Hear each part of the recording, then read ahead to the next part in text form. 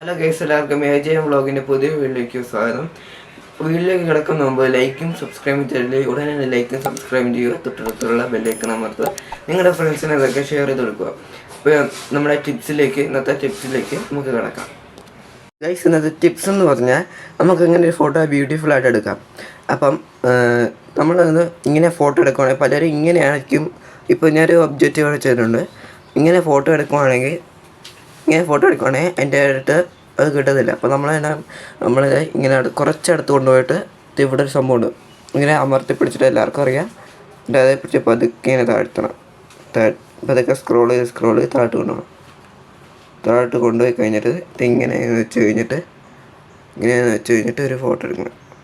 Okay, നമുക്ക് ഇനി final result നോക്കാം. ഗൈസ്, ഇതാണ് റിസൾട്ട്. ഇതാണ് നമ്മൾ ആദ്യമേ ചുമ്മാ ഹോൾഡ് ചെയ്ത് വെക്കാത്ത ഫോട്ടോ.